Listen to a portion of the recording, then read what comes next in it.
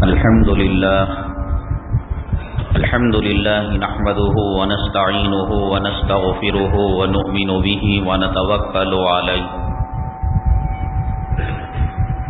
ونعوذ بالله من شرور أنفسنا ومن سيئات أعمالنا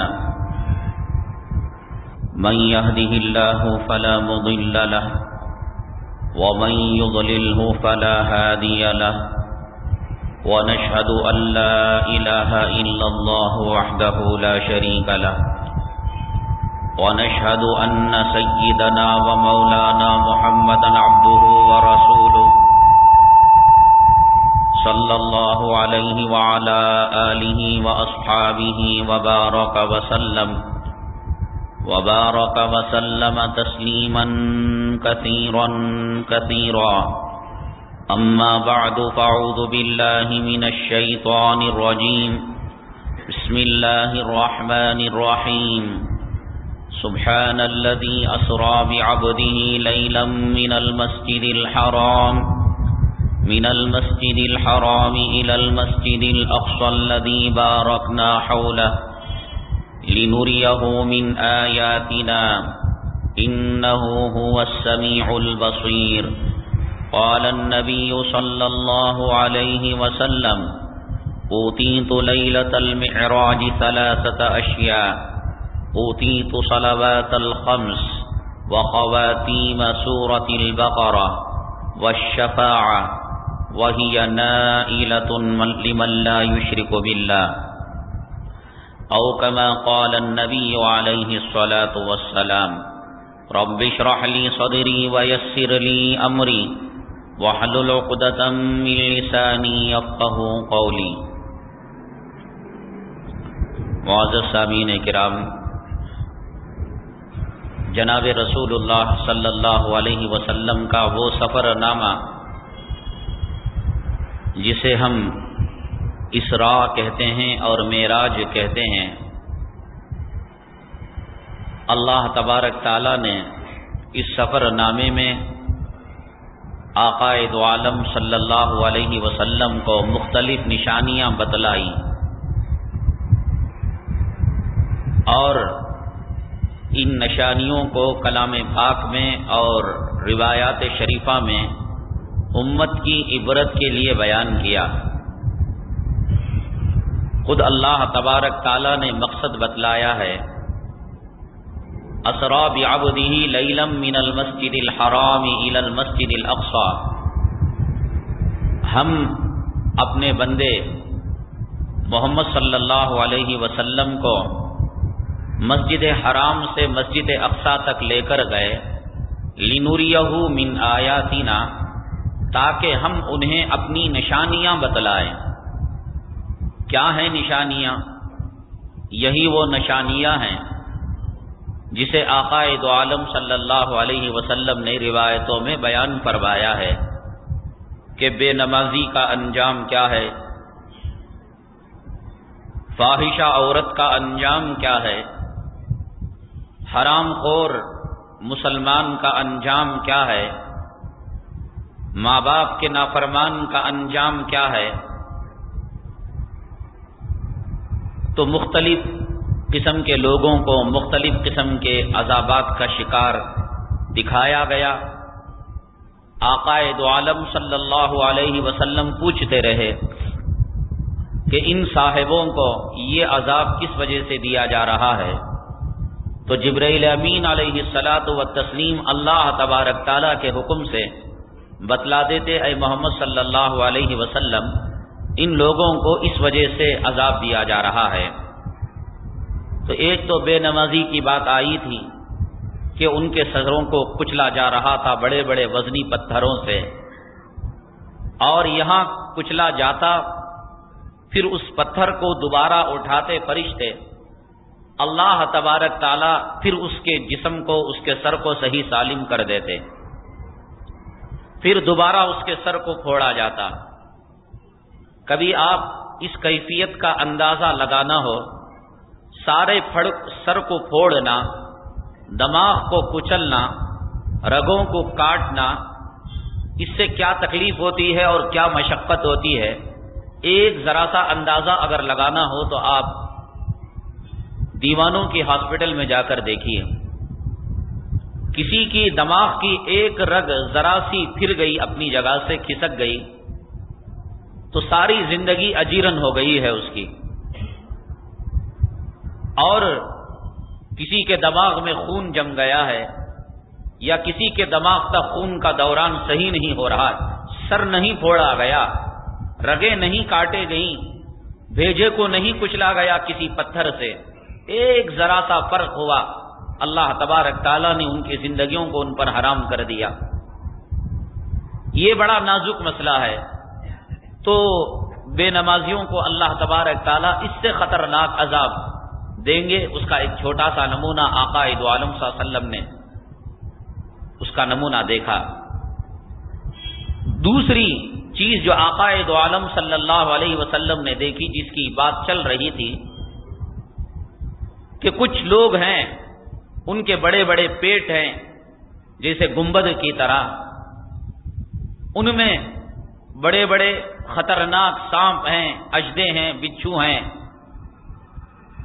خطرناک قسم کے کیڑے مکوڑے ہیں. ان کو لٹایا گیا ہے اور وہ لیٹ لیٹ کر بیزار ہو کر اٹھنا چاہتے ہیں تو بیلنس چونکہ نہیں ہے، پیٹ بہت زیادہ بڑا ہے گنبد کی طرح، تو وہ گر جاتے ہیں دوبارہ.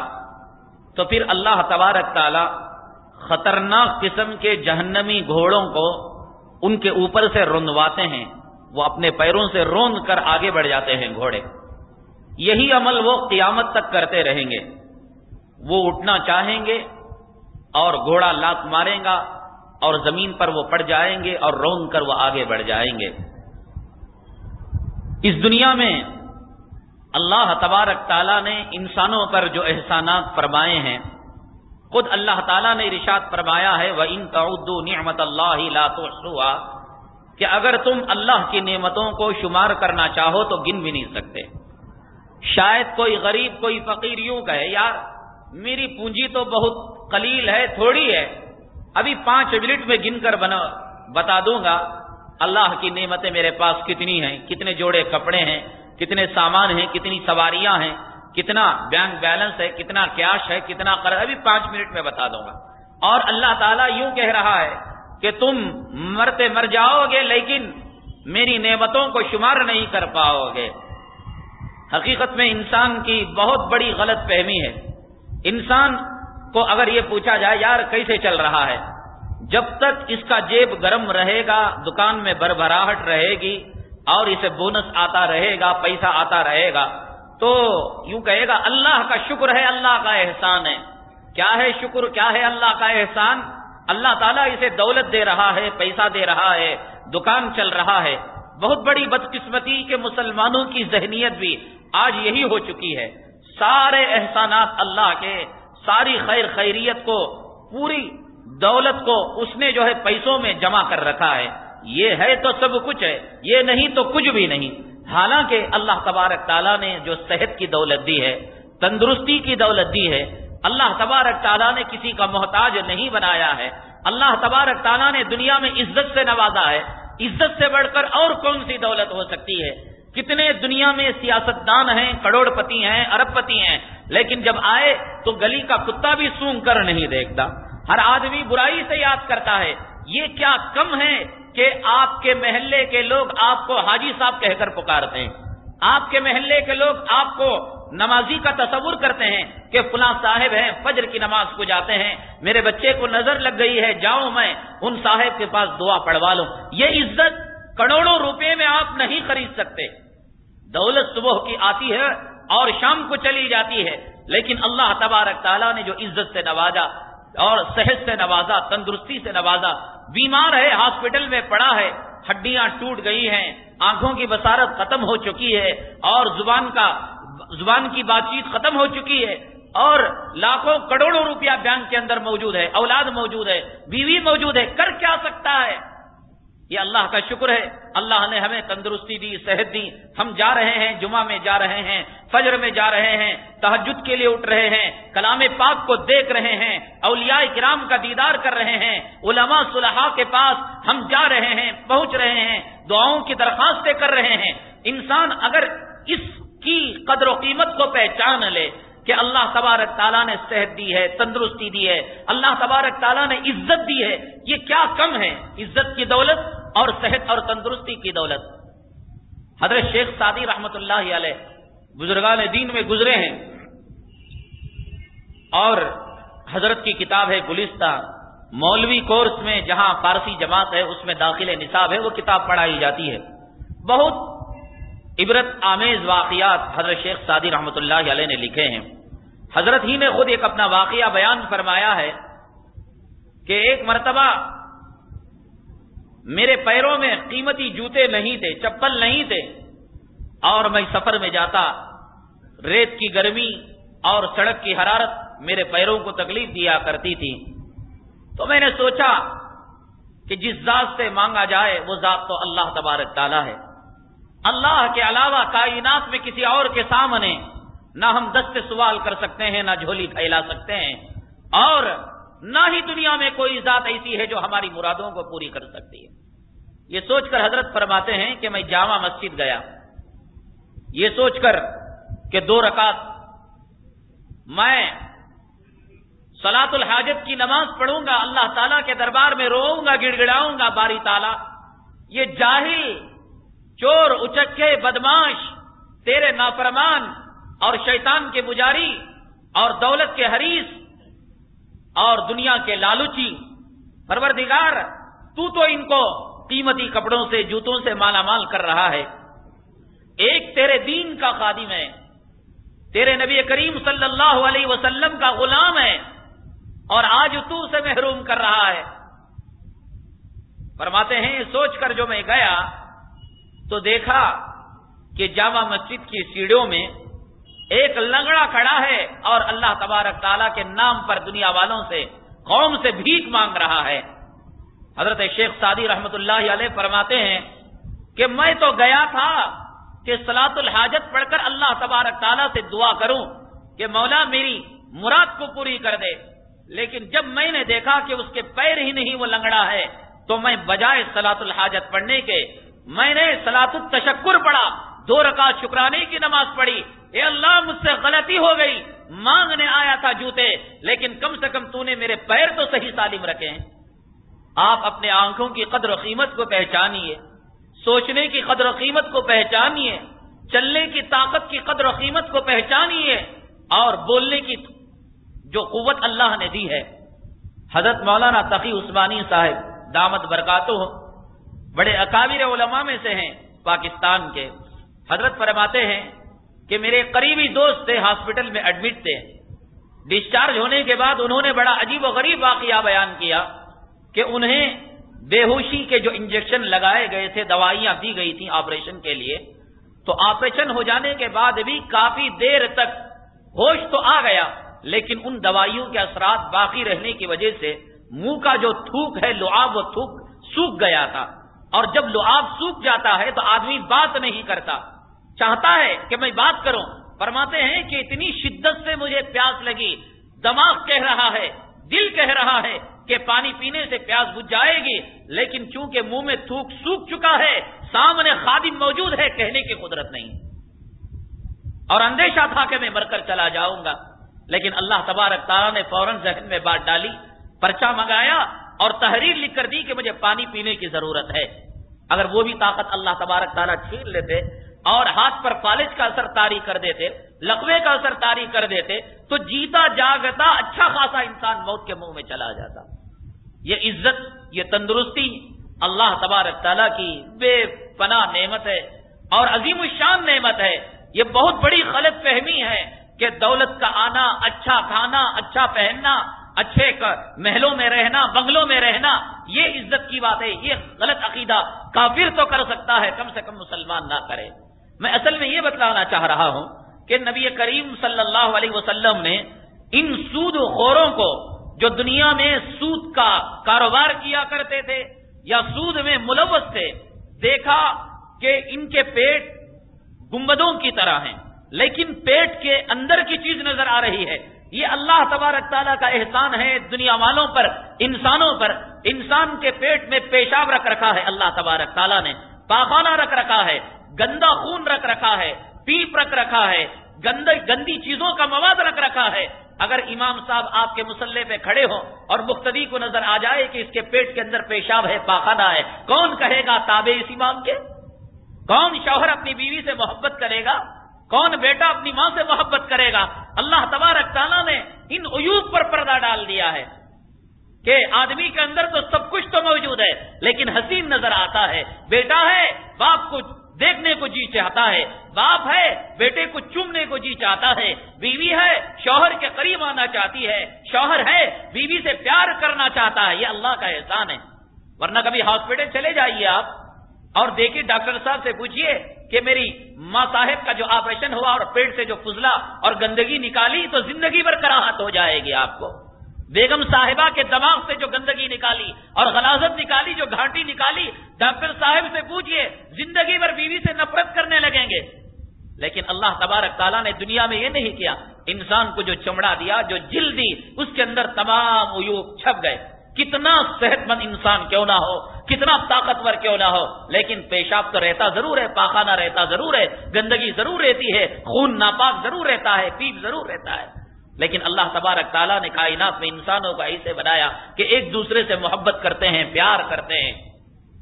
تو بہرحال آقا دو عالم صلی اللہ علیہ وسلم نے ان سود خوروں کو بڑے خطرناک انجام میں دیکھا، خطرناک ان کو وبال ہو رہا ہے، خطرناک نتیجہ بھگت رہے ہیں۔ اللہ تبارک تعالیٰ نے آقا دو عالم صلی اللہ علیہ وسلم کو نبی اور رسول جب بنا کر بھیجا تو امت کے لیے کچھ چیزوں کو حلال قرار دیا کہ بھئی یہ حلال ہے، یہ حلال ہے، یہ حلال ہے، اور کچھ چیزوں کو یہ بتایا کہ یہ حرام ہے۔ ان میں زنا حرام ہے، جھوٹ حرام ہے، چوری حرام ہے، شراب و نوشی حرام ہے۔ لیکن علماء کرام لکھتے ہیں اللہ تبارک تعالیٰ نے جتنا غصہ سود کے تعلق سے بیان کیا ہے، جتنا غصہ اللہ تبارک تعالیٰ نے اس ربا کے تعلق سے بیان کیا ہے، کسی اور گناہ کے تعلق سے اللہ تبارک تعالیٰ اپنے غصے کا اتنا شدید اظہار نہیں فرمایا ہے۔ چوری بھی گناہ ہے، زنا بھی گناہ ہے، حرام کاری بھی گناہ ہے، بدکاری بھی گناہ ہے، غیبت بھی گناہ ہے، لیکن اللہ تبارک تعالیٰ نے کسی گناہ کے مقابلے میں اعلان جنگ نہیں فرمایا ہے کہ آدمی اگر چوری کرے تو اس کے خلاف اعلان جنگ کر دو، آدمی اگر زنا کرے اس کے خلاف اعلان جنگ کر دو۔ لیکن اللہ تبارک تعالیٰ نے سود سے ملوث جو لوگ ہیں اور الاعلان کہتے ہیں ہم یہ کریں گے، علماء چاہے جو چاہے کہہ لیں، ان کو دنیا کے تعلق سے معلوم نہیں، تجارت کے تعلق سے معلوم نہیں، ہم وہی کریں گے جو ہماری سمجھ میں آ رہا ہے۔ اللہ تبارک تعالیٰ نے فرمایا یا ایھا الذین آمنوا اتقوا اللہ وذروا ما بقی من الربا ان کنتم مؤمنین فإن لم تفعلوا فأذنوا بحرب من اللہ ورسولہ۔ اللہ تعالیٰ نے کہا اے ایمان والو اللہ سے ڈرو، اور اللہ سے ڈرنے کے بعد بنیادی کام یہ ہے کہ سود سے تم بچو۔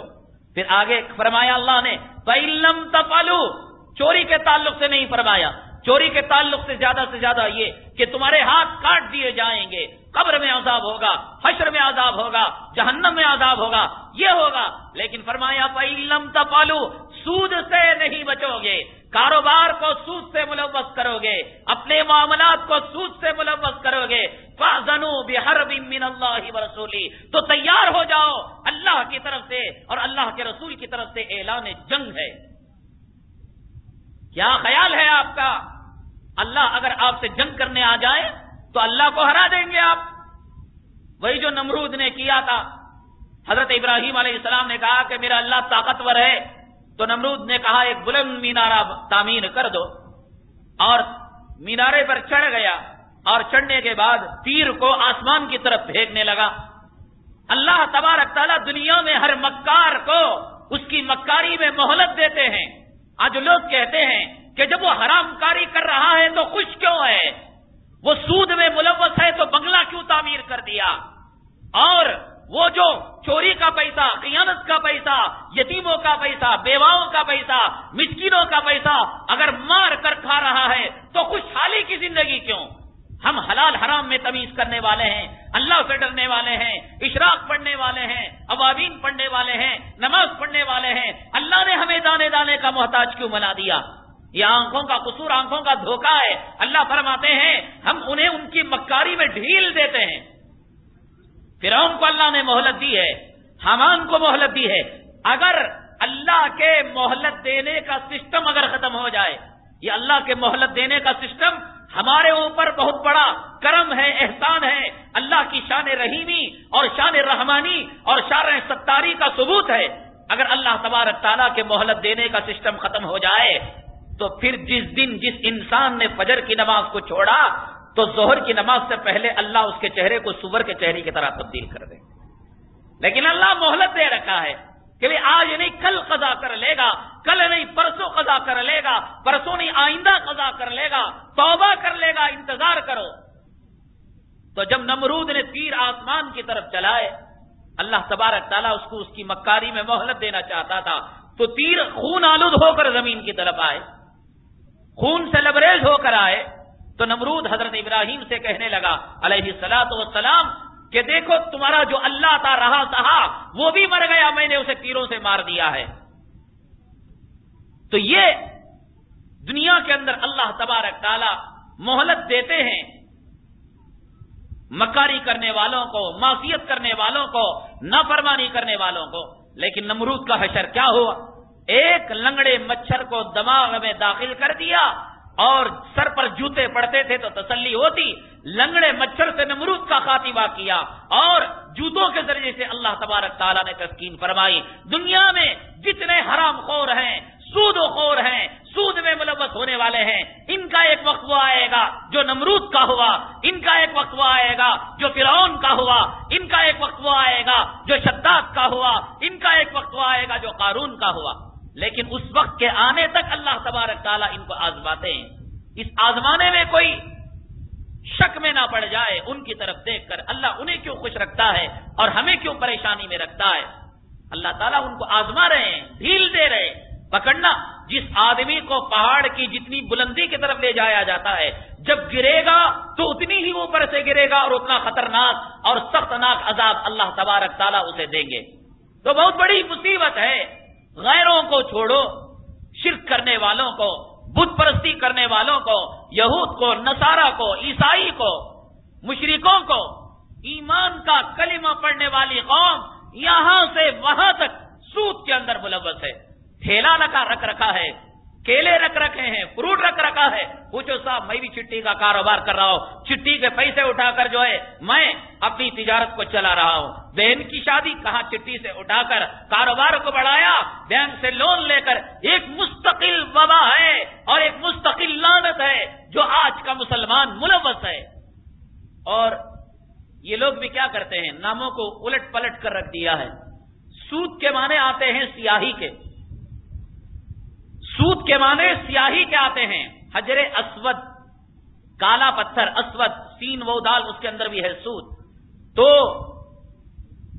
علماء اسلام نے، شریعت مطہرہ نے سود کو سیاہ کہا کہ تیرے منہ کو سیاہ کر ڈالے گا، تیری زندگی کو سیاہ کر ڈالے گا، تیری زندگی کو کالک لگا دے گا، تیری عزت کو داغدار کر دے گا۔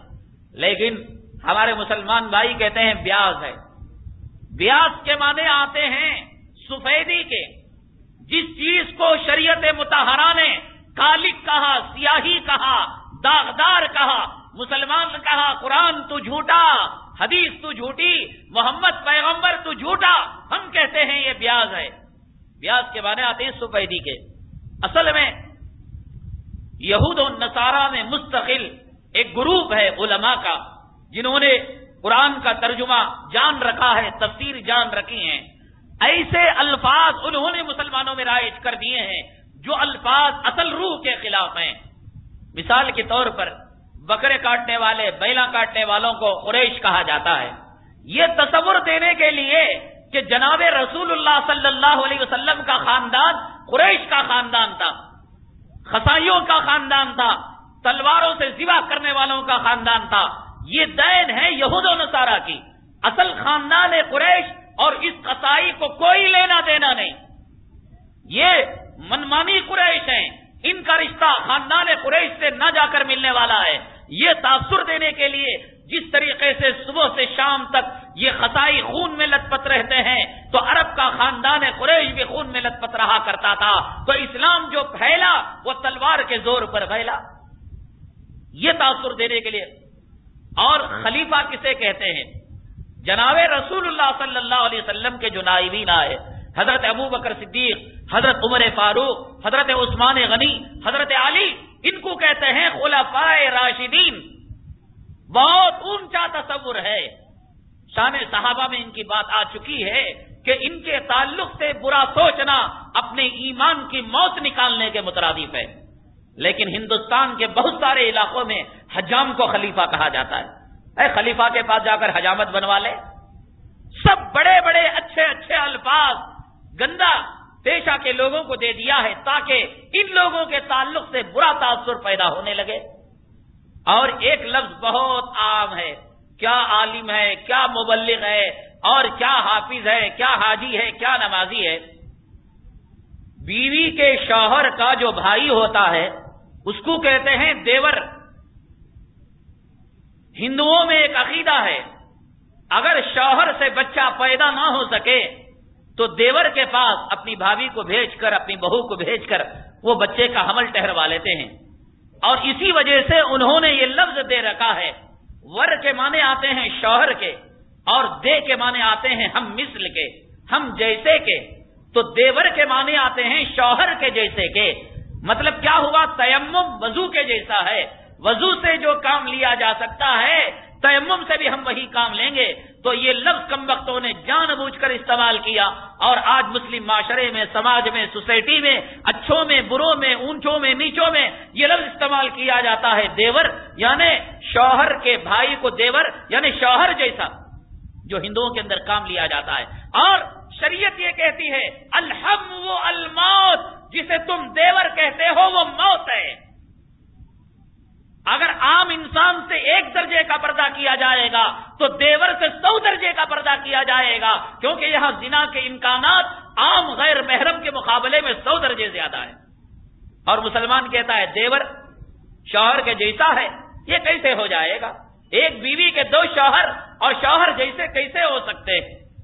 تو اس طریقے سے انہوں نے یہ لفظ بنا دیا۔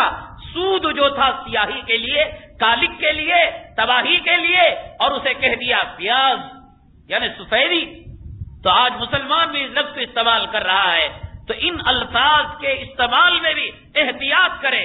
اللہ تبارک تعالیٰ نے صاف ارشاد فرما دیا یمحق اللہ الربا ویربی الصدقات، سود دنیا میں مٹنے کے ہی لیے آیا ہے، تباہ کرنے کے لیے آیا ہے، بیمار کرنے کے لیے آیا ہے۔ اور اللہ تبارک تعالیٰ تجارت کو فروغ دیتے ہیں۔ انسان کو بنیادی غلطی کہاں ہوتی ہے؟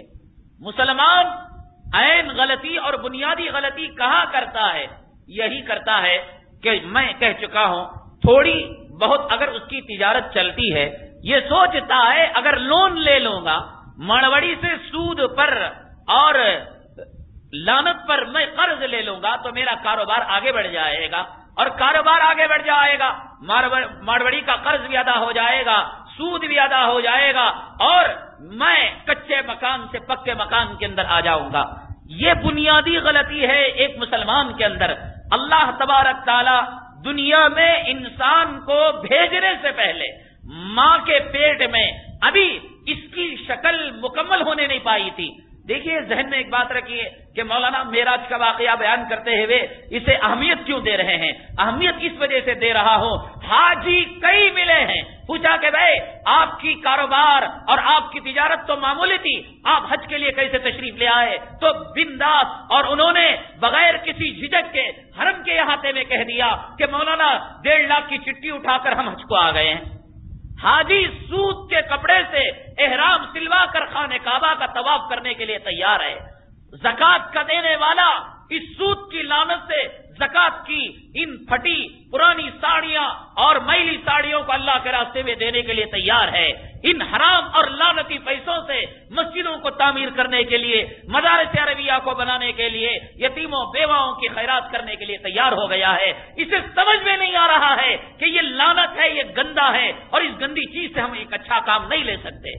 اس آدمی کی مثال اس مسافر کی طرح ہے جو سفر میں چلا جا رہا تھا، اسے پیشاب کی ضرورت محسوس ہوئی، دور دراز تک دیکھا، نہ ڈیلا ملا، نہ کاغذ ملا، نہ کپڑا ملا، نہ پانی ملا، تو گیا استنجا کے لیے۔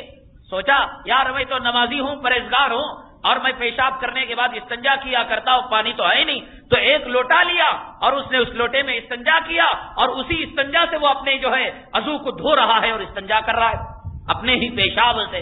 یہ لعنت ہے آج، سود کی کمائی، اور رمضان کے مہینے میں ٹٹا بھیج رہا ہے کہ میں خود حرام میں ملوث ہوں اور محلے کے کسی روزے دار کے روزے کو میں باقی نہیں رکھوں گا، کسی دعا کرنے والے کی دعا کو میں ایک بالش اوپر جانے نہیں دوں گا۔ بہت خطرناک مسئلہ ہے، اور دیمک کی طرح ہماری مسلم معاشرے کو، سماج کو، سوسائٹی کو تباہ کر رہا ہے، برباد کر رہا ہے۔ آپ کو معلوم ہے کہ حجاج ابن یوسف ظالم وعدہ سال تک بددعا میرے حق میں قبول نہیں ہوگی، ایک مرتبہ ایک حرام کا لقمہ پیٹ میں گیا، 40 سال تک اس کی دعائیں اللہ تبارک تعالیٰ قبول نہیں فرماتے، اور تو ہے کہ افطاری کا ٹٹا مسجد میں بھیج کر روزے داروں کے روزے کو تباہ کر رہا ہے، برباد کر رہا ہے، اور ان کی دعاؤں کو ایک بالش اوپر لے جانے سے منع کر رہا ہے۔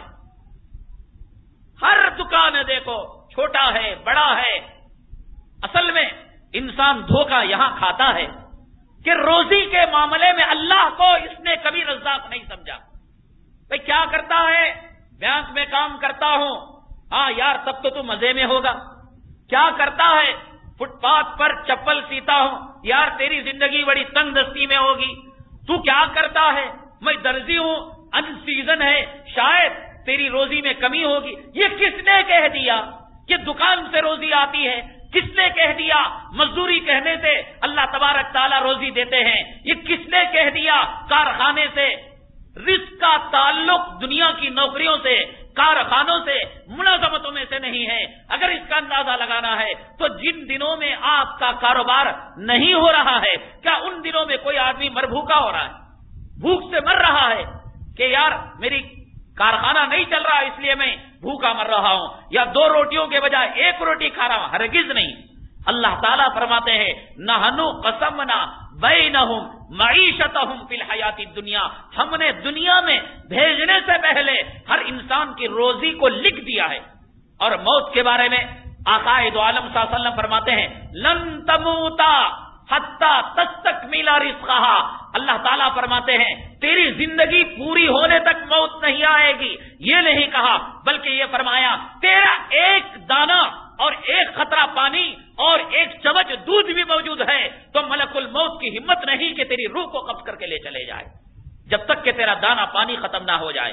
اور تیرے دانے پانی کو سارے کائنات والے مل کر نہ چھین سکتے ہیں نہ بڑھا سکتے ہیں۔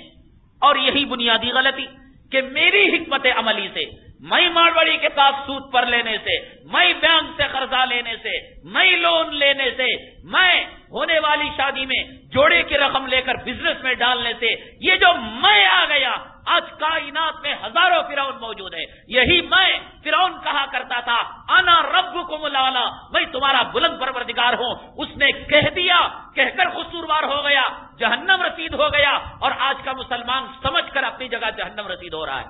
اس کا قصور یہ تھا، فرعون تو بہت سارے ہیں، وہ فرعون کہہ دیا زبان پر، اور آج کا فرعون صرف دل میں سمجھا وہ تو ہوتا کچھ نہیں اللہ سے۔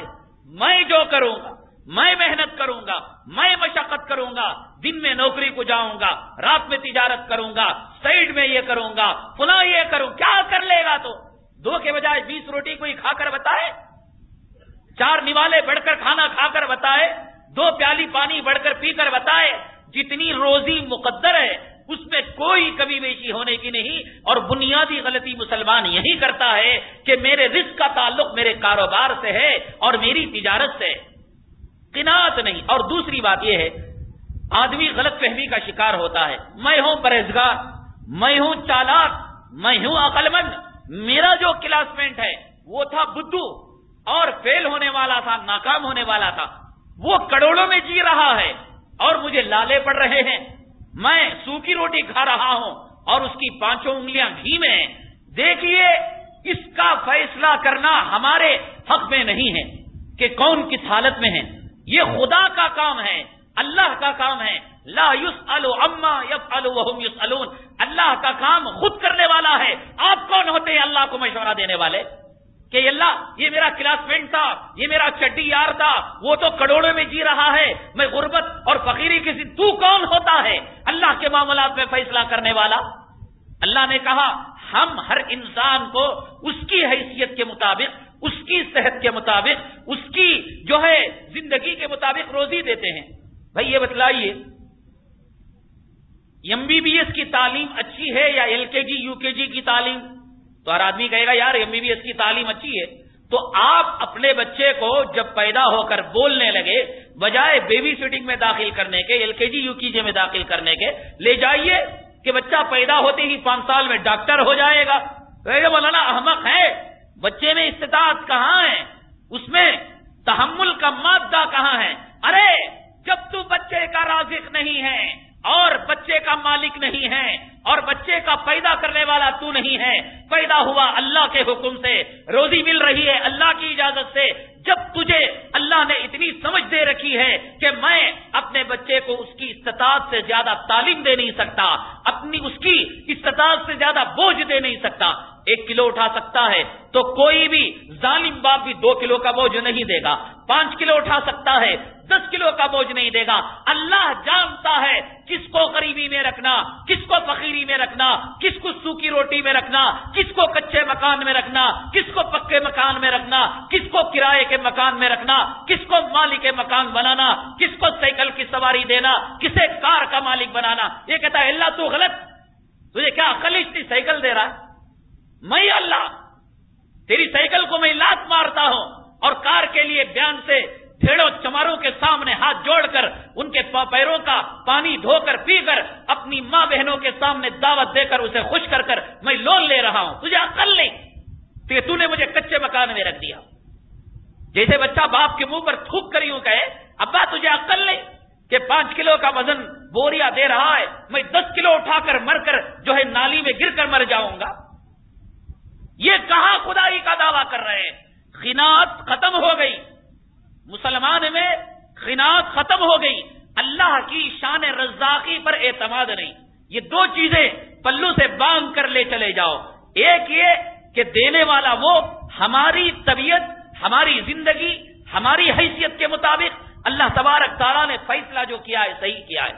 اگر کوئی انسان سوکھی روٹی کھانے کے بجائے اللہ نے دیا ہے کاٹن کا کپڑا پہننے کے بجائے جو اللہ نے اس کے مقدر میں لکھ رکھا ہے، سائیکل کی سواری کی بجائے وہ مرغ مسلم کا خیال کرنے لگے، وہ پالسٹر کا فارن کے کپڑے کا خیال کرنے لگے اور وہ کار کا تصور کرنے لگے، اللہ کی عطا کی ہوئی جو نعمتیں تھیں اسے یہ سمجھے کہ اللہ نے غیر مناسب طور پر دیا ہے، اپنے طور سے فیصلہ کرے، اللہ کی قسم مرتے دم تک سکون اسے نہیں ملے گا۔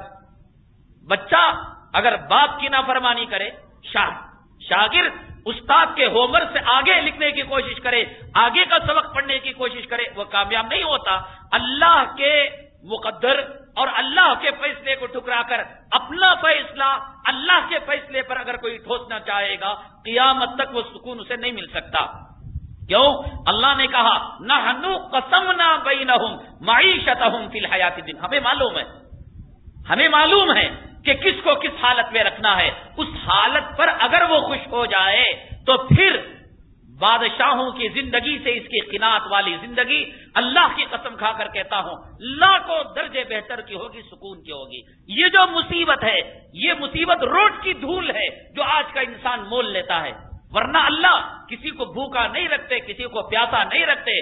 یہ جو تکلیفیں آتی ہیں ایڈیشنل ایکسٹرا فٹنگ کی وجہ سے، بھائی انسان کی ضروریت کیا ہے؟ انسان کو صحت ملے، انسان کو عزت ملے، تندرستی ملے، کپڑا ملے، روٹی ملے، بیوی ملے، یہی نا۔ لیکن کہتا ہے اللہ یہ تو نے غلط چیزیں دی ہیں، مجھے ٹی وی چاہیے۔ اب اللہ نے اس کے لیے پیسہ جو دیا تھا ٹی وی کے لیے تو نہیں تھا، مجھے ٹی وی چاہیے، وہ بھی کلر، بلیک اینڈ وائٹ میں مزہ تھوڑی آتا ہے، حرام کاری کا منظر کھلا ہوا نظر نہیں آتا۔ اب وہ اپنی روٹی کے پیسے، اپنے کپڑے کے پیسے، اپنی عزت و آبرو کے پیسے حرام میں لگائے گا ٹی وی کے لیے۔ اب ٹی وی آئی، کہا کہ کیبل کلیکشن، اب اس حرام کاری کے لیے اسی روٹی کا پیسہ لگائے گا۔ اب جب اصل حلال کا پیسہ حرام میں لگا، اب یہاں کوئی اس کے گھر میں کنواں تو نہیں، بورویل تو نہیں کہ صبح نہر پیٹ بورویل مار رہا ہے اور سکے سونے کے نکل رہی۔ اللہ تعالیٰ نے مقدر کا پیسہ رکھا تھا، یہ مقدر کا پیسہ. بچی جوان ہوئی، سارے محلے میں لیٹنگ، دعوت. کیا میری بچی جوان ہو گئی، حرام کاروں، زانیوں اور عشق کرنے والوں، محبت کرنے والوں، تمہارے لیے آج کے بعد سے گرین سگنل ہے. اللہ کے حبیب پاک صلی اللہ علیہ وسلم استنجا کے لیے جایا کرتے تھے. صحابہ فرماتے ہیں آقا میں اتنی شرم و حیا تھی، صحابہ سے، اپنے مرد صحابہ سے اتنا دور چلے جاتے، اتنا دور چلے جاتے. صحابہ فرماتے ہیں کہ آپ نگاہوں سے اوجھل ہو جاتے استنجا کرنے کے لیے. اور تیری بیٹی جوان ہو تو لیٹنگ کر اور دعوت دے.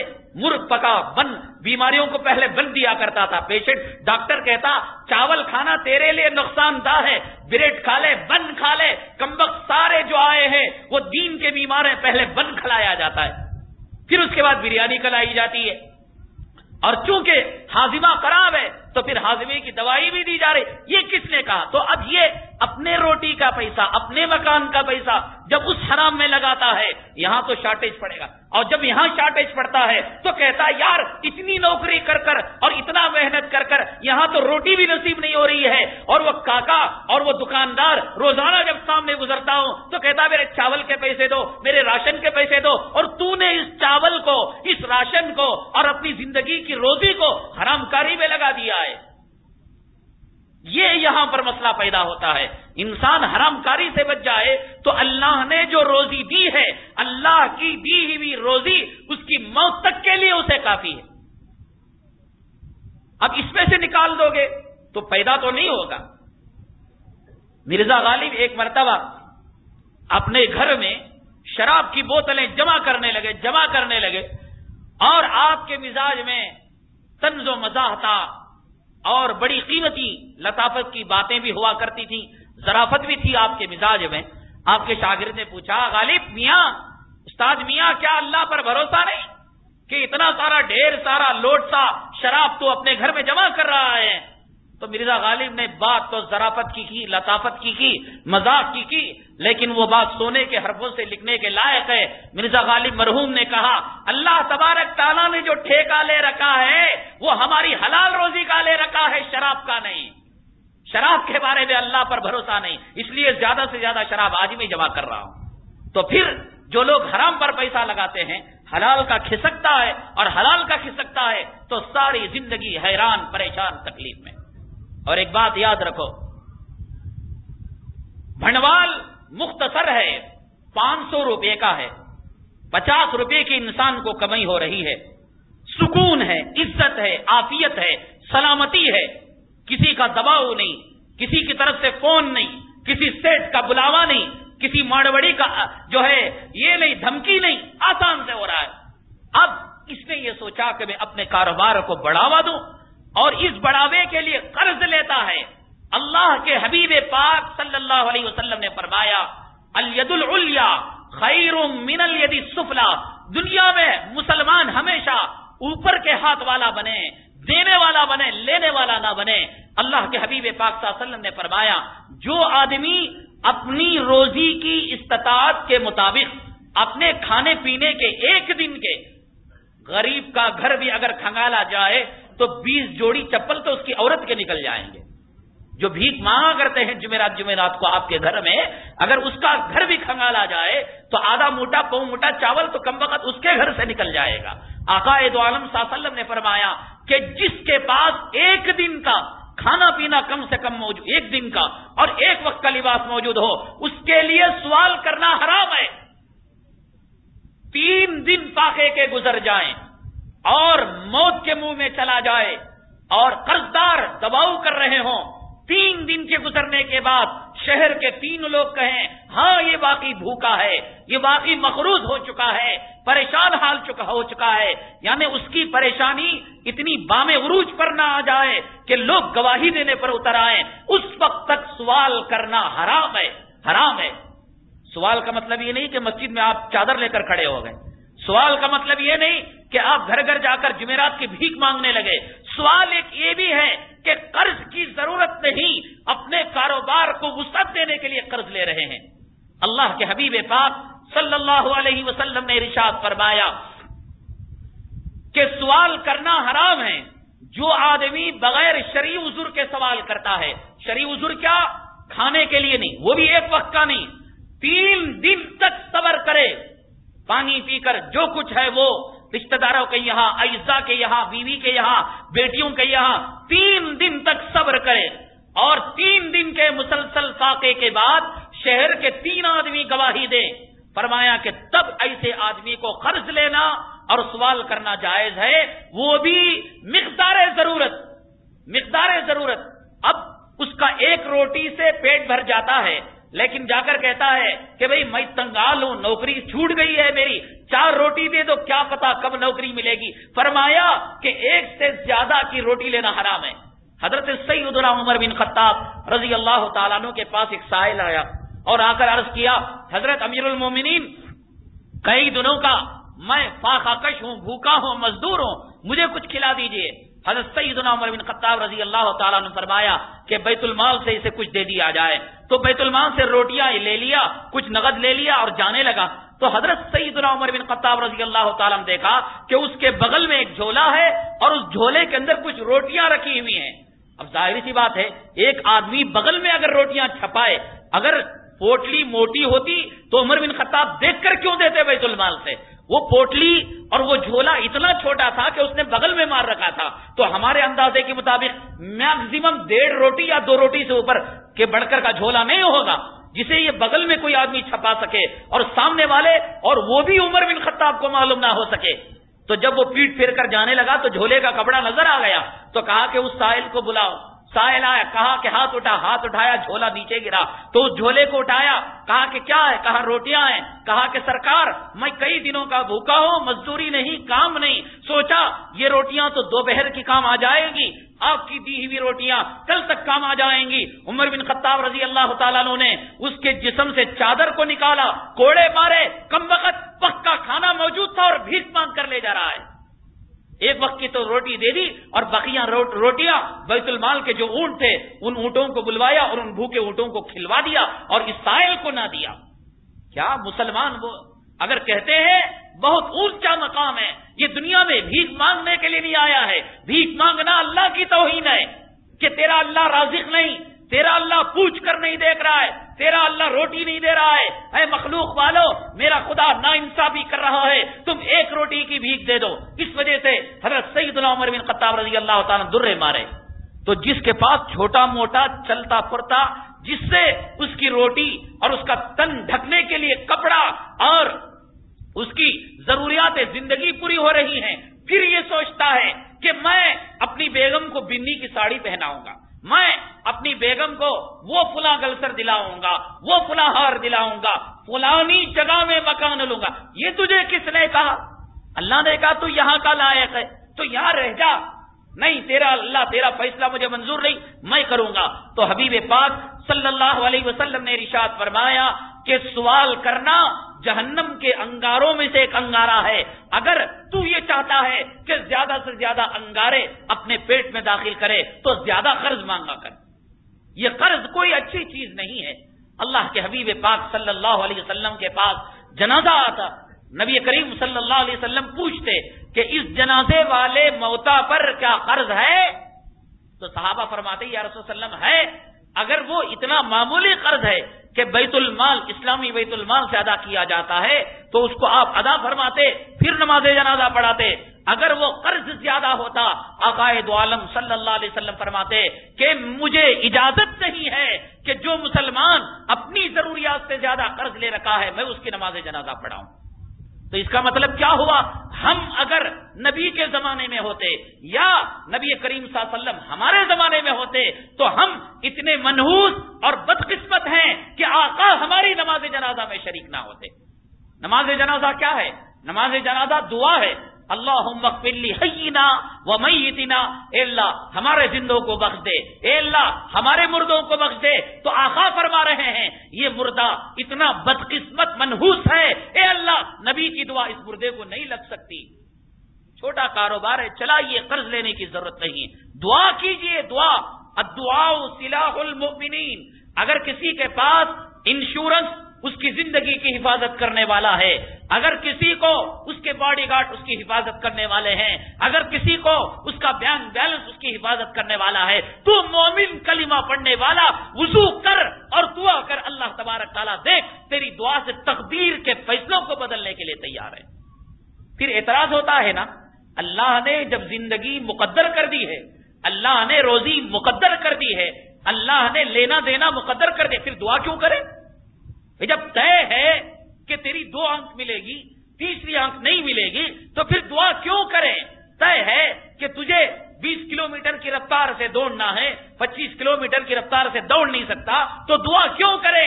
یہ دعا اسی لیے ہے کہ دعا ایک ایسا ہتھیار ہے جو تقدیر کے قلم کو بھی توڑ سکتا ہے، تقدیر کے لکھے کو مٹا سکتا ہے۔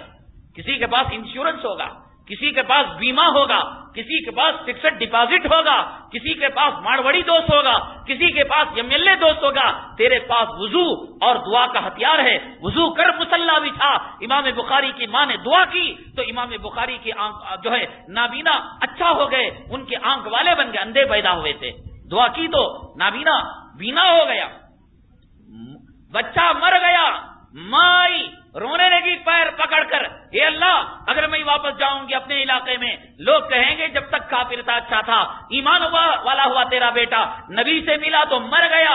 اللہ سے دعا کی، صحابیہ فرماتے ہیں میری دعا ختم ہو کر میرے ہاتھ نیچے ہونے نہیں پائے تھے تو میں نے آنکھوں سے دیکھا کہ میرا مردہ بچہ زندہ ہو چکا ہے۔ صحابیہ کے دعا سے مرا ہوا بچہ زندہ ہو سکتا ہے، صحابہ کے دعا سے بیمار شفا یاب ہو سکتا ہے، تو تیری تقدیر اللہ کیا نہیں بدل سکتا؟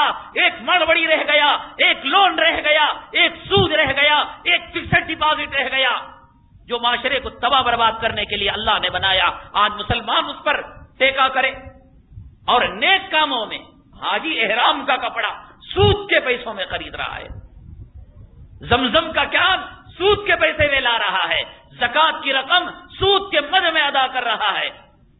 کیا ہو گیا ہے سمجھ کو؟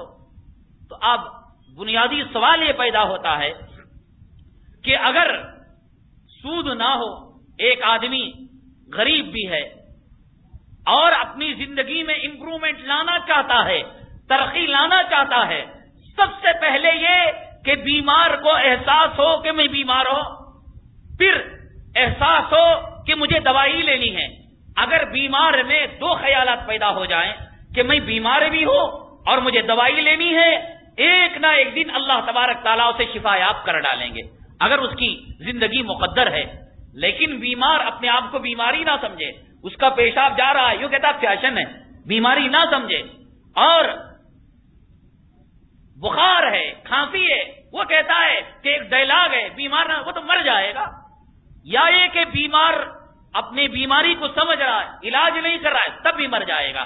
اسی طریقے سے آدمی اگر گناہ میں ملوث ہے اور سمجھے یہ گناہ ہے، توبہ کرنا چاہتا ہوں، بچنا چاہتا ہوں، اللہ تبارک تعالیٰ ہزاروں راستے اس کے لیے کھول ڈالیں گے، لیکن وہ کرنا ہی نہیں چاہتا۔ کہتا ہے ساری دنیا آج سود لے رہی ہے، لون لے رہی ہے، فکسڈ ڈپازٹ کرا رہی ہے، انشورنس کرا رہی ہے، بیمہ کرا رہی ہے، ایک ملا کہتا ہے حرام، اس کے کہنے سے کیوں حرام ہو جائے گا؟ اگر تو اسے گناہ نہ سمجھے، ہدایت پر نہ سمجھے، اللہ یوں کہتے ہیں انلزمکموہا وانتم لہا کارہون، اگر تو جہنم میں اوندے منہ جانا چاہے تو ہمیں کیا غرض پڑی ہے کہ جہنم سے نکال کر جنت میں داخل کر دے۔ اسلامی بینکنگ نظام دنیا کا سب سے کامیاب نظام ہے، اس کے اندر کئی صورتیں ہیں۔ ایک تو یہ کہ مالدار ایک غریب کو بغیر سود کے اگر رقم دینا چاہے تو ایک تو یہ ہے قرض حسنہ دے دے، نہیں اپنی دی ہوئی رقم سے کچھ کمانا چاہتا ہے تو دوسری صورت یہ ہے کہ پارٹنرشپ ہو جائے کہ بھئی تیرے بزنس میں میں شریک ہو جاتا ہوں، اور اس کا قانون یہ ہے کہ نفع میں نقصان میں دونوں میں شریک ہو۔ آج کیا کرتے ہیں لوگ؟ سود سے بچ کر نفع کے نام پر سود کھا رہے ہیں۔ ایک آدمی نے ایک دکاندار کو 10,000 روپے دیے اور یوں کہا کہ میں نفع کے طور پر ماہانہ تجھے 1,500 روپے دوں گا۔ یہ کس کے باپ نے کہا کہ نفع 1,500 روپے ہی آئے گا؟ یہ کس نے کہا کہ اتنا ہی بزنس چلے گا؟ یہ کس نے کہا نقصان نہیں ہوگا؟ بڑی بڑی کروڑوں اربوں خربوں میں چلنے والی کمپنیاں جن کے شیئرز لاکھوں کے ہزاروں اور کوڑوں کے مول میں جاتے ہیں، اور تو کپڑے کا جوتوں کا بیپار کرتا ہے 1,500 دیتا ہے؟ یہ کہاں سے کہہ دیا تو نے؟ یہی تو سود ہے کہ جو 10,000 کے عوض 1,500 جو نفع دے رہا ہے۔ تو اس کی صورت کیا ہے کہ آدمی مالک دکان ہے، اس کا 20,000 روپے لگا ہے اور اس کا 10,000 روپے لگ رہا ہے، تو دونوں بیٹھ کر طے کر لے کہ ایک تو یہ کہ دکان بھی میرا، محنت بھی میری، سرمایہ بھی زیادہ، اس وجہ سے 75% نفع میں لوں گا، 25% نفع تجھے دوں گا، پائی پائی کا حساب کرے، ایک مہینے کے ختم ہونے کے بعد پھر جو ہے 25% اسے نفع دے دے۔ تو اب آدمی سوچے گا مولانا نے بڑا اچھا جو ہے طریقہ ہڑپنے کا بتا دیا، کوئی آدمی آ کر مجھے 10,000 روپے لگائے گا، کم وقت مرتے دم تک اسے نفع ہی نہیں بتاؤں گا، نقصان بتا کر سارا پیسہ ہڑپ لوں گا۔